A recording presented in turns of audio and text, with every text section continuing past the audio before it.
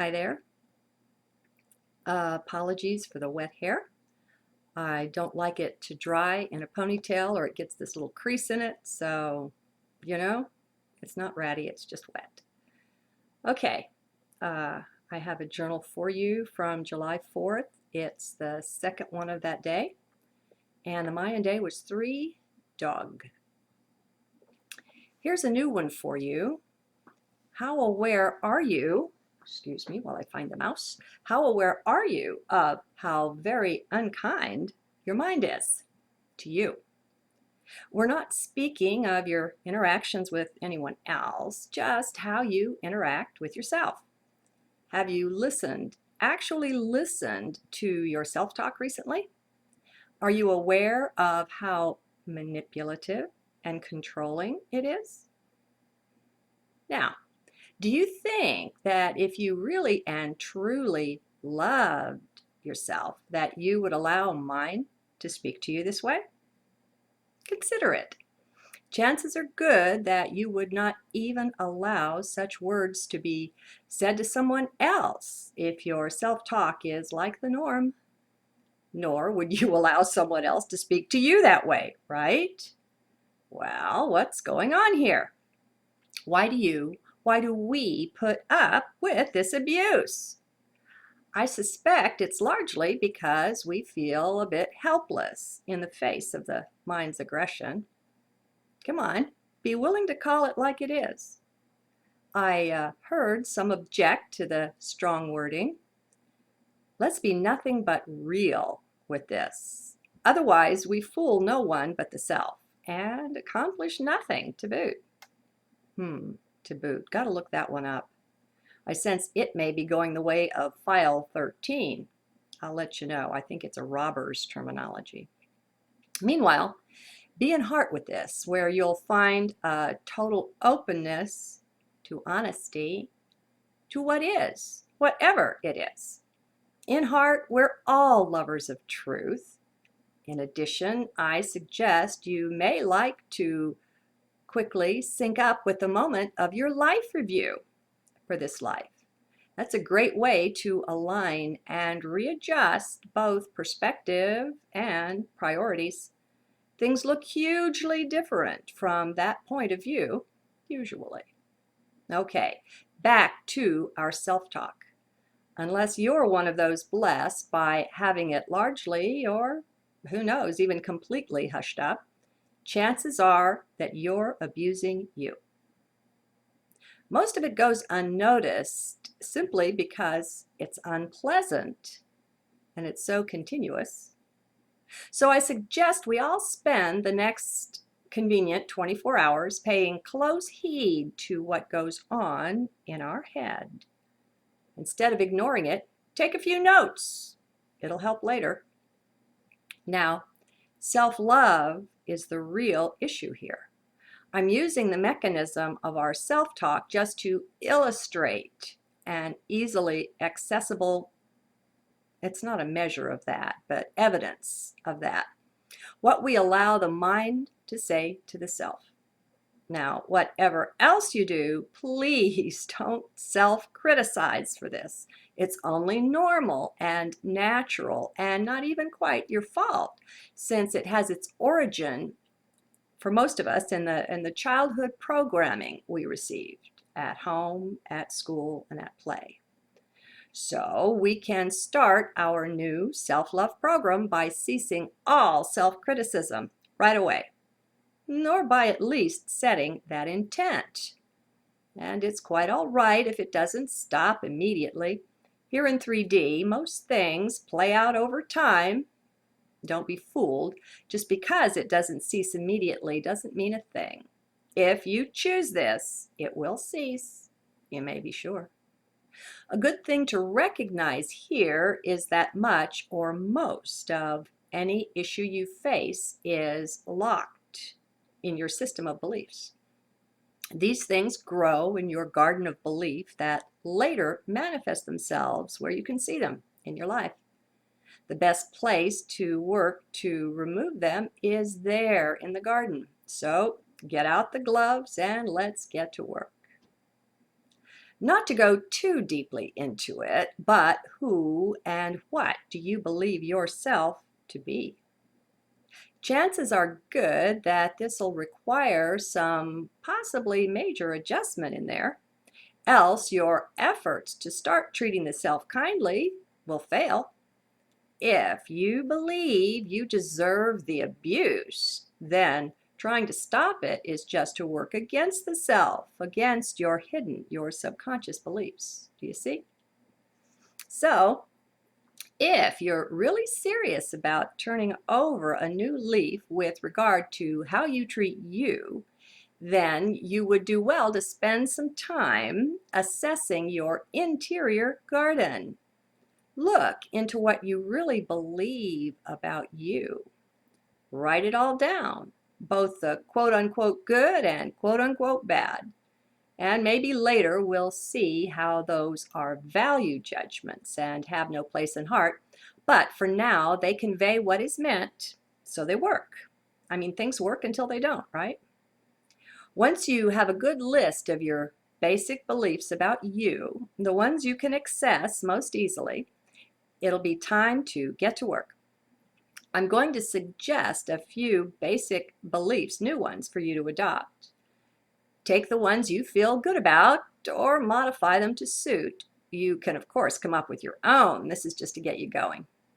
The beliefs that are both true and will be most helpful in coming into true or divine self-love are just a few. The first one is that you are truly divine, your essence, your core.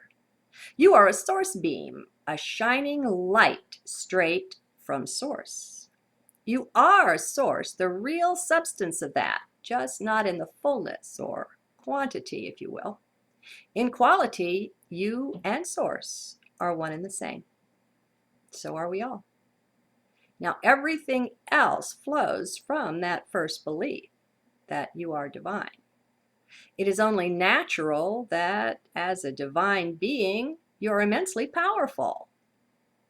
Not being aware of this, you haven't yet accessed this power in your life, or not completely, so you may not have evidence yet of this truth. Being divine, you're also quite unlimited. Doesn't it just follow?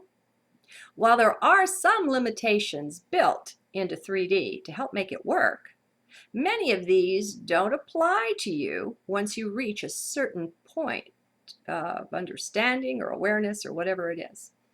It can be fun just discovering how many of these limits are unreal. Now, the next one is that simply anything is possible. Even were you not divine, this would still be the case. You've heard it said that there are exceptions to every rule. Well, this is because simply anything is possible. Even though this one may seem a bit of a stretch, I suggest you adopt it. Give it a try. It's a great belief to use to clean up a lot of false and limiting beliefs. It undercuts most of them quite nicely. And if you can't totally adopt it as a belief, then adopt it as a possibility. You know, just take the next step, whatever that is. Since most of us have either obvious or hidden issues around worthiness, it's important to directly address this one. You are worthy of infinite love, unconditional love. Source's love is complete, leaving no one and nothing out, and that includes you. Besides, you're divine, remember?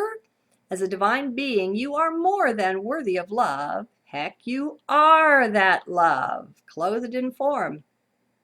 You'll find this out soon enough, but meanwhile, take this belief as your own. You are deeply and truly worthy of love. With just these few beliefs, or your versions of them, but be careful to let only heart make the changes, not mind, you're ready for your new program to begin. There's no bossing mind around directly. Perhaps you've tried that. Besides, you don't want to set parts of yourself against other parts anyway. So instead of that, we're going to the root, to the core of where the negative self-talk originates. Once again, your garden of belief, where you've been programmed that way. So that's where we begin. As a divine being, when you set your intent on something, that alone is powerful. It will happen. It's that simple. Now, being 3D, this will likely play out over time, but that time too can be shortened. Remember, anything is possible. Whenever you notice a limit of some sort being enunciated, being spoken, or implied by mind, pull yourself up short. Write that one down. It's something to work on at some point, or at least to be aware of, since often that's all that's required. Seeing is doing. Vision is one of our most powerful attributes.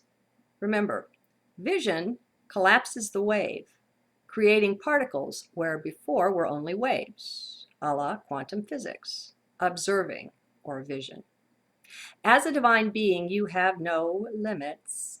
You see, just taking on this belief in your underlying divinity will challenge many of your old programmed beliefs. It'll bring them rushing up to the surface to do battle with this crazy new belief. That will be their attitude to the concept of your divinity anyway.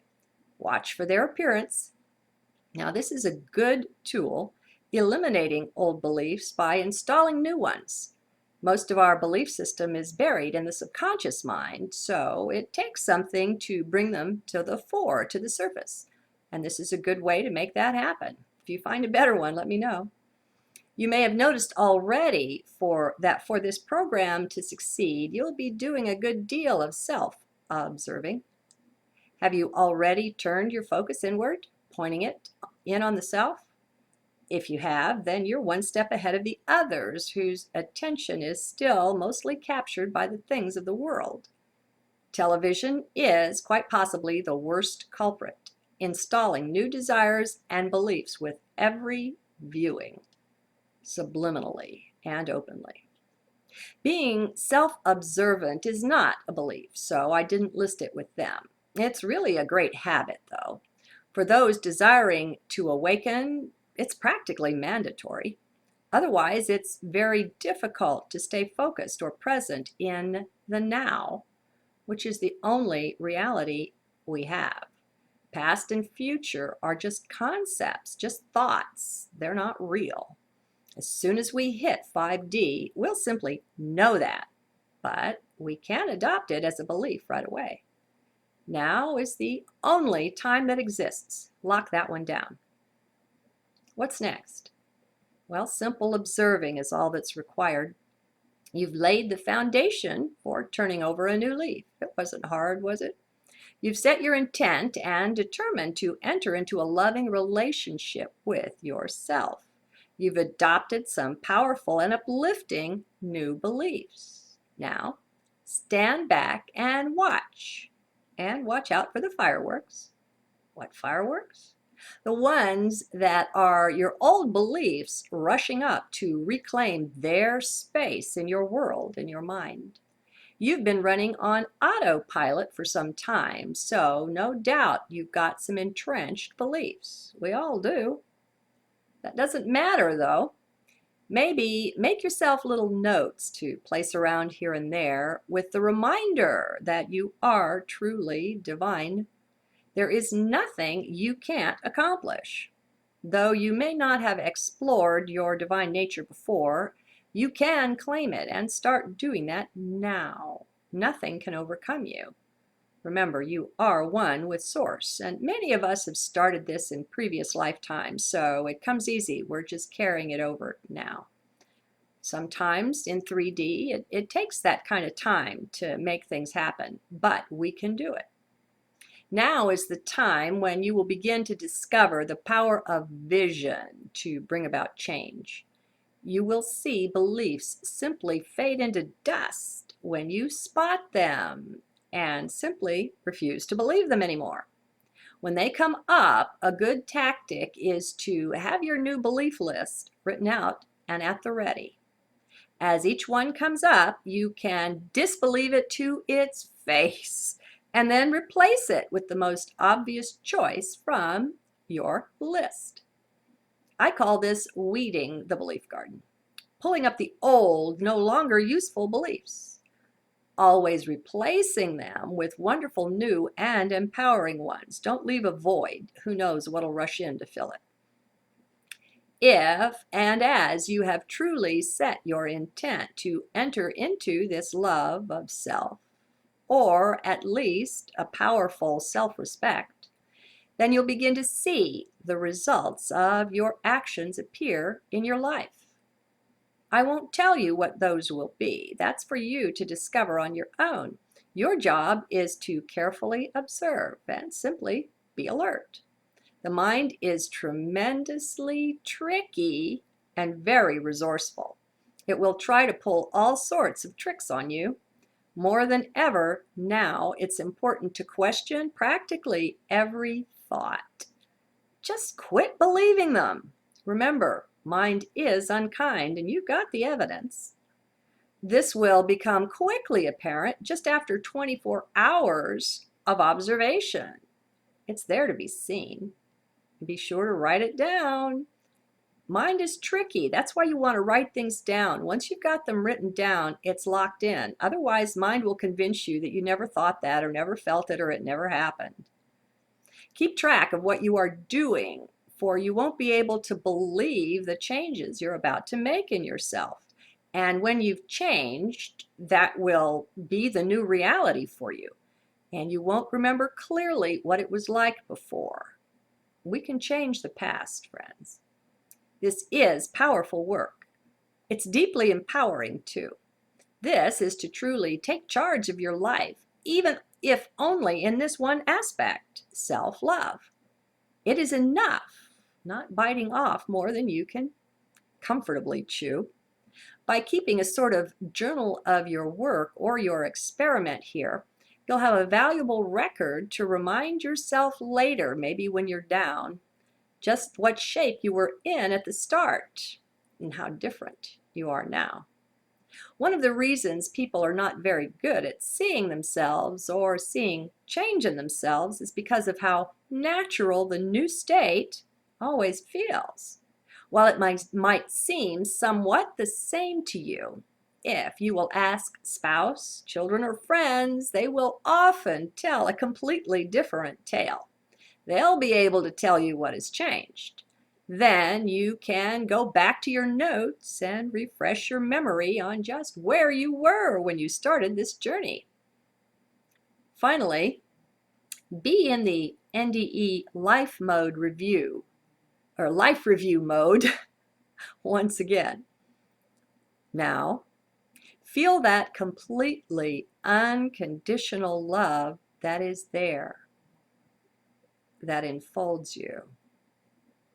Let that feeling sink in, soak in. Spend some time with this now and then. Practice feeling the love that Source has for you and for all, of course. Bask in that. Soak in it. Marinate in it, even.